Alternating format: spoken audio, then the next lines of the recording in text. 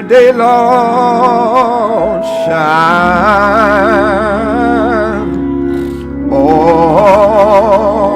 on me.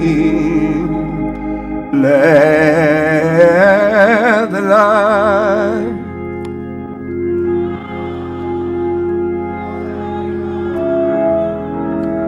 shine.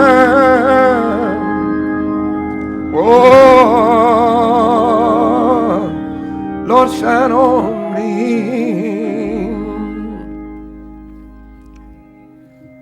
Verse number 5 again says, "Thou preparest a table before me in the presence of mine enemies. Thou anointest my head with oil. My cup runneth over." I want to take this text for just a few minutes and talk about the table after the valley. The table after the valley. And pray with me, please. This psalm, though short in number, is one of, if not the most impactful passage in the Christian experience. It has dried many teary eyes. This psalm has calmed many anxious spirits. Reading this psalm has reminded many that we are not left alone along this journey. Theologians and scholars ascribe the authorship of this psalm to the psalmist himself, David. One would have to conclude by textual evidence that this psalm is written more toward the evening of his life, any help in this house, than it is in the beginning of his life, though it is styled after his responsibilities towards his father Jesse, for he was a keeper of his father's sheep. I have a witness here. It appears that David wanted to go on record.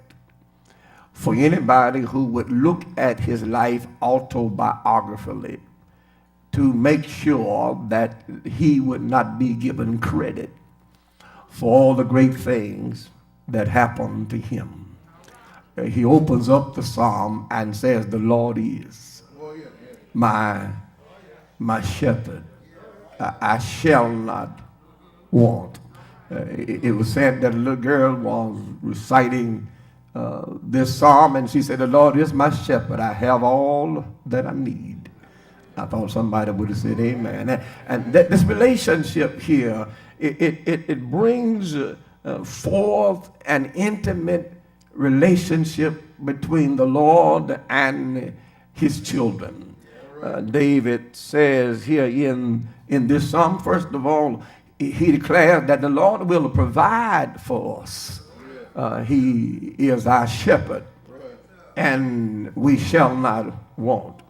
He goes on to tell us that the Lord will pacify us.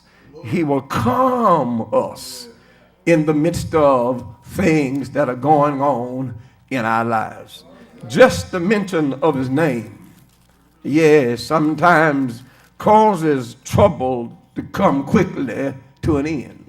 Somebody said it like this: the more I call him, the better I feel. It's something about that name that soothes my sorrow, dries tears from my eyes, and give hope for tomorrow. Jesus. Anybody know him? I call him in the morning. Call him at noonday. You can call him late over. Yeah, in the midnight hours. You may call me and I'll be asleep, but he neither sleep nor slumber. The Lord is always present.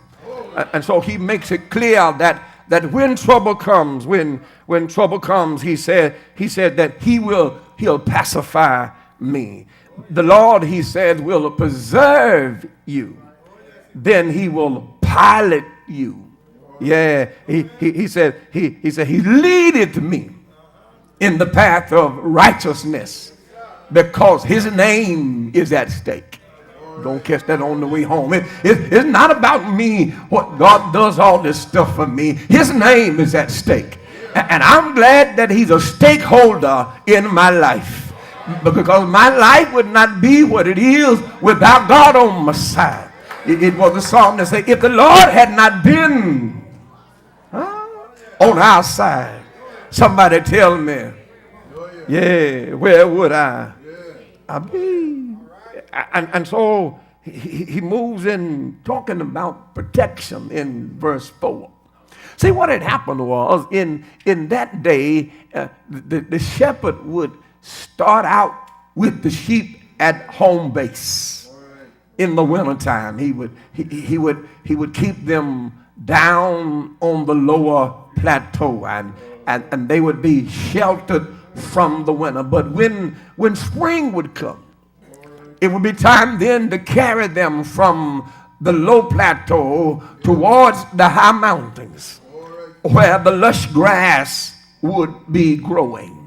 And the shepherd's responsibility was to lead them to greener pastures. But the greener pastures were on higher ground. And so as he led them, he would have to be careful in his leading. That's where verse number 4 picks up, and he says that as I go through the valley and the shadows of death, he says thou art with me. And what it would be is that they would leave from the lowland and go into the high ground. They would go through narrow places that were tight, and there were shadows falling down on the sheep and trouble on every hand. Walk with me, if you will. And David said that I learned that even in the valley that thou art with me. He said, look here. He said, thy rod is with me. And the rod was what the shepherd would use to hurl at animals who would try to attack the sheep. And he said, thy rod is with me, and thy staff comforts me. Have I got a witness here? And so he said, as I walk through the valley, and if somebody may be walking through the valley right now, I want to just tell you, just keep on walking. This too shall pass. If God brought you to the valley, he has the power and the capacity and the ability to lead you through. Anybody been through the valley? It seemed like you wasn't going to make it. It got dark. It got hard. But just put your hand in the Lord's hand, and it is almost as if, Dr. Jones, they come out the valley and it was dark and they run into some bright light. For he says, out of the valley thou preparest a table before me. You know, if you read this psalm, you'll find out that it transitions from seemingly earth to glory. If one reads it, it starts off talking about the Lord is my shepherd. It closes talking about and I shall. Oh, come on, help me preach here for a minute. It starts out on the low plateau and it closes almost with a crescendo. It closes with a bang. It closes with the orchestra at a high pitch. I shall dwell in the house of the Lord forever. Well, that may not be your aim. That may not be your destination. He said, out of all the stuff I've been through and going through, I'm on my way somewhere. And it almost as if this psalm goes higher and higher and higher, and it ends up in home with God forever. He said, on my way, I've come out the valley. I just come out of some terrible stuff. I just come out of a rough time, and I'm almost to catch a break, and as I come out, I run into this table after the valley. I won't talk about that for a minute because I think somebody needs to be encouraged. Because you do know that if you don't break down, you're going to break through. If you don't quit, if you don't stop, God has some stuff waiting on us. See, as a provider, can I just talk about him providing for us? See, God sees the parade from the grandstand of glory.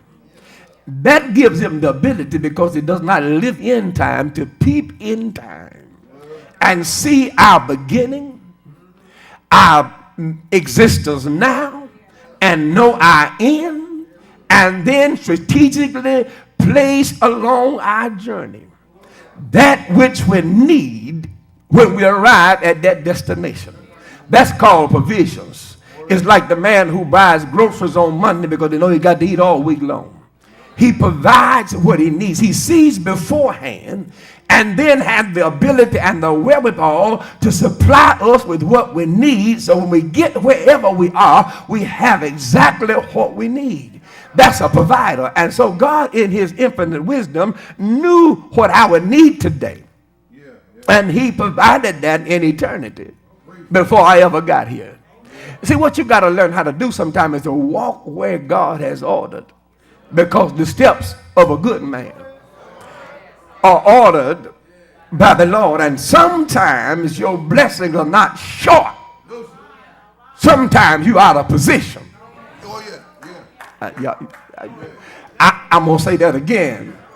Sometimes it's not that God doesn't have enough. Sometimes it's you're not where you're supposed to be. Preach, man. Elijah, I've covered you. In your prophetic voice, you have closed up heaven. And I'm going to provide for you at the brook. Not by the stream. Not by the river. But at the brook. There I've commanded a raven to bring you bread and meat in the morning and in the evening. And a lot of time when we are short, it's not because heaven has a shortage. So I believe it was Paul who said, my God shall supply all of your need according to his riches in. If he was staking this thing on earth, he might be short. But he said, according to his riches in. How rich is God? William Marshall said he's so rich until he does not count the cows he owns. He counts the hills the cows are on. Talk to me, somebody. Cattle upon 1,000 hills belong to the Lord. He's so rich until the earth is the Lord's. And the fullness there. Matter of fact, he's so rich until we belong to the Lord. I thought I had a witness here. And so he is a provider. And coming out of this valley, coming out of this struggle, coming out of this dark time, coming out of this situation where I've been fearful that I wasn't going to make it. Look where he's coming from in verse 4. He said, the valley of the shadow of death. He didn't come from death, but he was under imminent death threats. He didn't think he was going to make it. Let me say it like that. You ever been there when you just sat down and added things up and they just, you're going to help me there. You just, every little corner you tried to turn, it didn't turn out right. Anybody been there when you had more month than money? Anybody in here ever just say, Lord, have mercy, I got to go to the doctor again? Anybody in here thought you had handled your enemies and then found out that the enemy was your frenemy? And you go on with, man. Anybody in here just, if it wasn't one thing, it was something else that that we had to deal with. And so you sometimes are just literally emotionally bankrupt. And it's almost as if God knows this, and in knowing this, then the Lord is ready for us when we get through, because he knew that we were going to make it through. Tell your neighbor, you're going to make it through. I know it look bad. The clouds are dark and the trouble is heavy and your friends are few, but if you stick with Jesus, you're going to come out a winner at the finishing line, because God promised to never, I don't know how long Harvey never is, but he said never to leave me alone. And so he walks with me. I got to get out of here. And he talks with me and he holds my trembling hand. And so he said, down preparers. And the first thing I see is the preparer of the table. You got to be particular about who fixing your table. Y'all, I just go on to the office. I'm through. I said something. You guys got to be careful whose table you at. That's why some of this stuff ain't working. Because we at the wrong table. I know it shines. I know it glitters, but everything that glitters is not gold. He says, thou preparest. Look, can I tell you something about God? God knows so much about you until he tailor makes your blessings. That's why they could sing that song and it be theologically correct that was for me is for me. And you all not want to be walking around with somebody else's clothes on. Come on, walk with me for a minute. God knows us. He knows everything that we. If I can get 5 of y'all to help me, I'll be number 6 that can just shout that God blows your mind sometimes, because he has stuff for you that you didn't even know you needed until you needed it, and it was already there. Thou preparest. Look, it's almost as if what David is saying here in the text, you're walking with me in the valley, but you're on the other side of the valley waiting on me. I wish I had 3 of y'all who could see this. Thou, your rod, your staff, and you are in the valley with me. And as soon as we get out the valley, before I become fretful, you start preparing a table for me. When one looks at a table and the idea of a prepared table, 2 things come into mind: food and fellowship. He said, thou preparest a table for me. So our table is set up by God. I said our table is set up by God. The sheep says to the shepherd, we've been through some stuff, dark passages, closed in places. But when I got out of the valley, it was worth the journey. When I stopped crying, when my tears of sorrow turned into tears of joy, it was worth the journey. Anybody here can say it was worth the journey? Out of all the things I've been through, I still.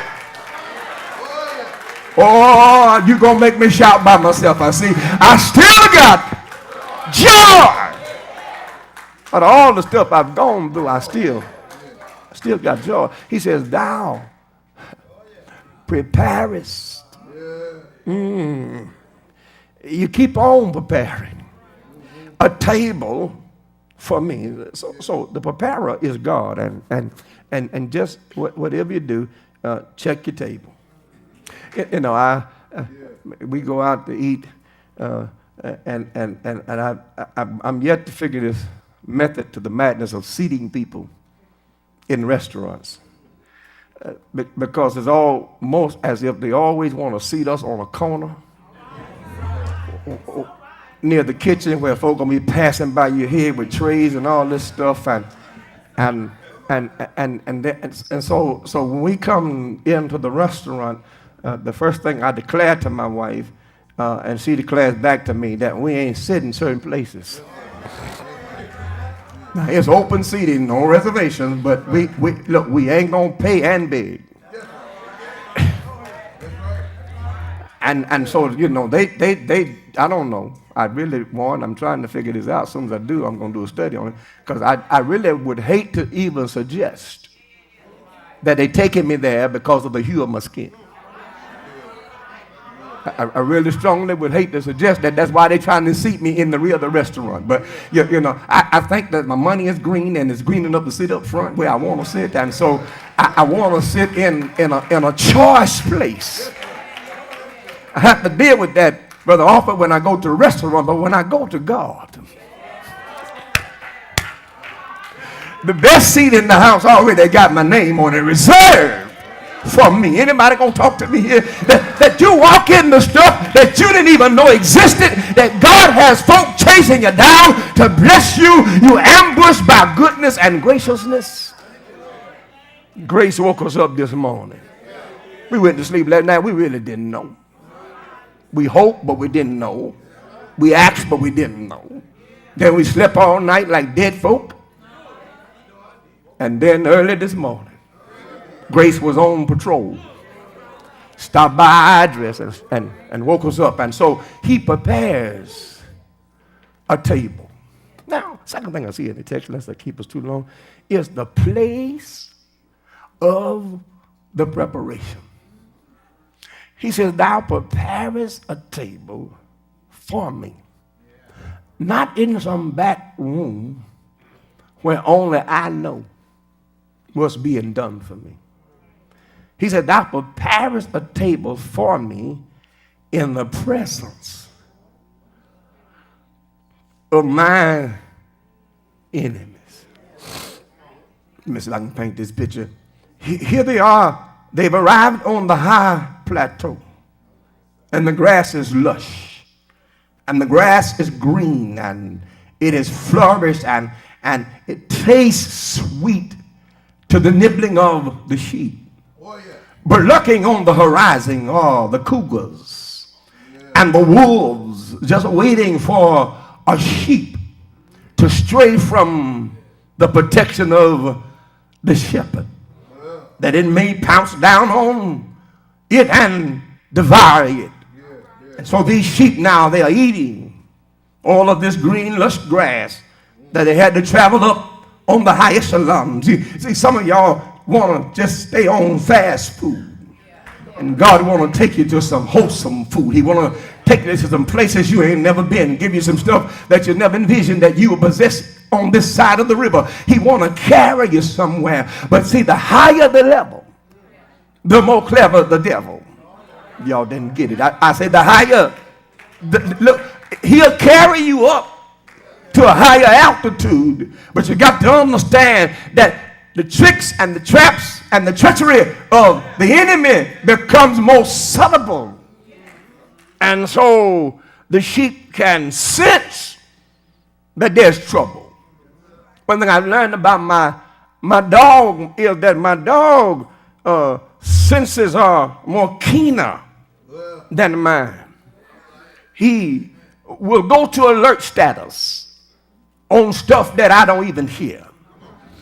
He'll go to growling and barking. I'll look out through the window and somebody will be walking down the street. I say, ain't no way he heard that. The cat come across the yard. He goes crazy because he can smell. Y'all gonna help me here. Dog trainers say when we look in the pot and sniff, we see stew. When the dog looks in the pot and sniff, he sniffs potatoes. Peas. Wish I had somebody that could see this. Carrots. And his senses are so keen until he knows stuff by smell. He can tell when we have on different pairs of shoes that we hadn't pulled out lately because they don't smell the same. He's ever alert. Now, if my dog can be that alert, what you think about my God? While you plotting and planning and digging ditches, setting traps, trying to figure out how you're going to pull me down, God is propping me. Oh, ain't nothing to Larry Hawkins. I tell you, God is propping me up on. That's why they prayed that prayer after and they said, Lord, prop me on every leaning side. And he said, now, he said, thou preparest a table for me in the presence. I believe it was Jesus said, pray in secret. And your Father who sees in secret will reward you openly. See, some folk can't understand why stuff be happening to you, why your life is going a certain way. It's because of what's been done in the closet. Just a little talk with Jesus. Yeah, it makes a whole lot of stuff all right. And you know your enemies really don't understand how you're able to do what you are doing, because they have already counted your money. They have already figured out the square footage of your house. They have already assessed the value of your vehicles.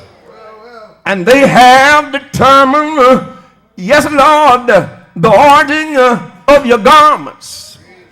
And they cannot understand why you're living where you're living. And you still have the smile on your face. Lord, they can't understand why you're still yet holding on.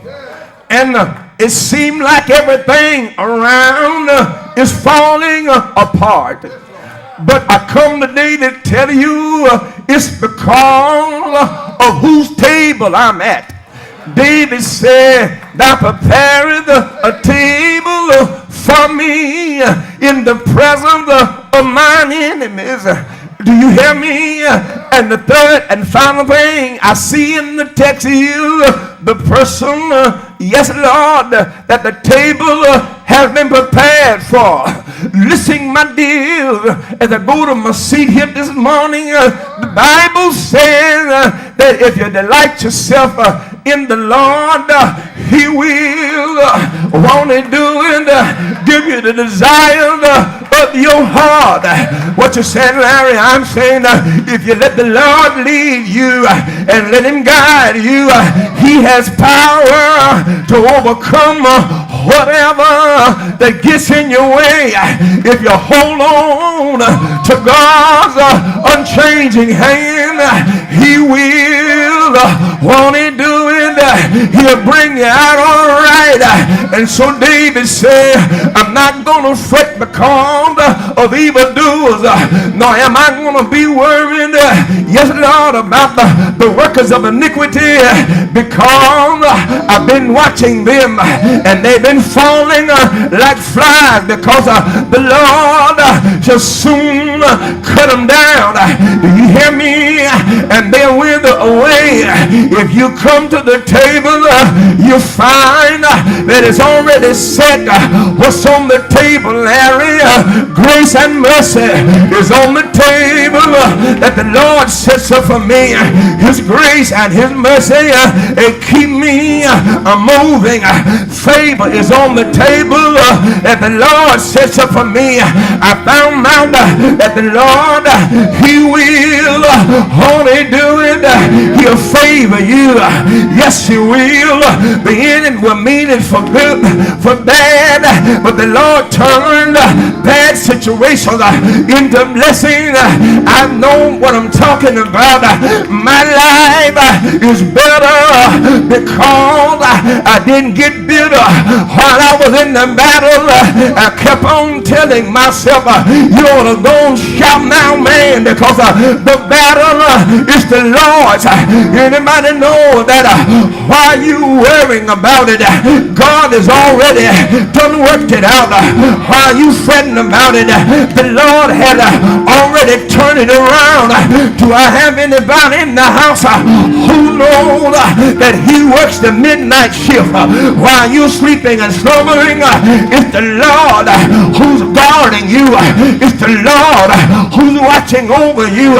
This is what he done for me, y'all. He gave me an angel to watch over me all night and all day. The angel keeps on watching over me. Is there anybody in this room who knows that the Lord has protection around you? They said it like this when I was a little boy. Jesus, be a fence all around me. Won't he protect you? Won't he guide you? Won't he order your steps? David said, yes, Lord, you're preparing a table for me, clothing him now. Well, listen what he said. Now anointed my head with oil. And what the shepherd would do is he would put oil on the sheep's head so that the flies wouldn't aggravate the sheep. And sometimes people are like flies. They'll aggravate you and they'll agitate you and they'll irritate you if they know they can get to you. But I'm glad I got the oil on my head, and so the flies won't bother me. Do I have anybody in the house who know the Lord will fix your soul? Trouble won't bother you. You can have peace in the midst of the storm. Sometimes he won't calm the storm, but what he does do is he calms me down in the storm. I need 3 people in here who's been through something, and when you got out of it, you look back and wonder how you made it.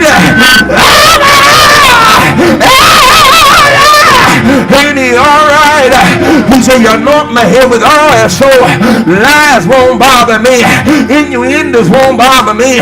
People talking about me won't bother me because I'm insulated by the anointing of the shepherd. And then he said, you want my cup over. Let me exemplify what that means. In that day, if I went by Harvey's house, he would have food for me.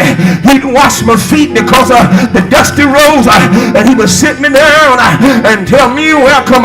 And the way that I knew I was welcome, when he poured my drink, he wouldn't stop when the cup was half full. He wouldn't stop when the cup was full. He'd keep on pouring until the cup overflowed, and that was saying welcome. And that's like God. He doesn't give us just enough. He keeps on blessing you over and over again. Anybody in this room who know the Lord just keeps on blessing you over and over again? If you know he done it, come on and shout hallelujah. Come on and praise his name. Ain't he all right?